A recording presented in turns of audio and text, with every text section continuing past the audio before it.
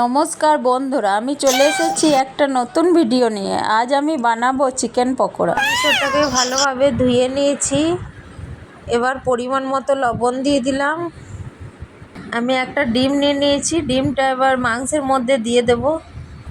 এবার ভালো করে মাখিয়ে নেব।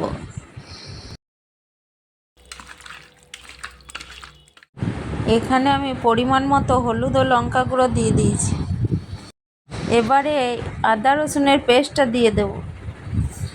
এখানে আমি 1 চামচ চালের গুঁড়ো দিয়ে দিচ্ছি।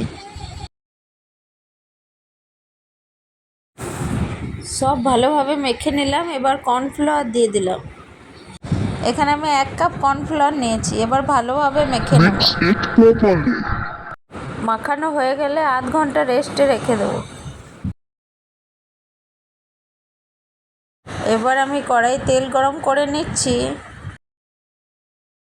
তেল গরম হয়ে গেছে। এবার মাংসগুলো একটা পিস করে দিয়ে দেবো।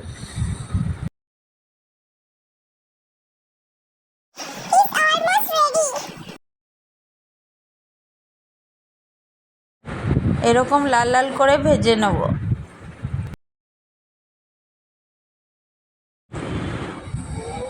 এবার নামিয়ে নিচ্ছি।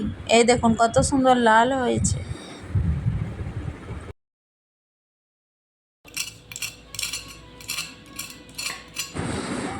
দেখুন কত সুন্দর ক্রিস্পি হয়েছে।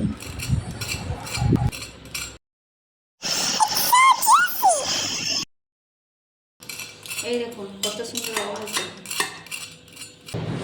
আমাদের চিকেন পকোড়া রেডি খাওয়ার জন্য। আপনারা বাড়িতে অবশ্যই ট্রাই করে দেখবেন। ভিডিওটি ভালো লাগলে লাইক, কমেন্ট, শেয়ার করে দেবেন এবং চ্যানেলে নতুন হলে সাবস্ক্রাইব করে দেবেন।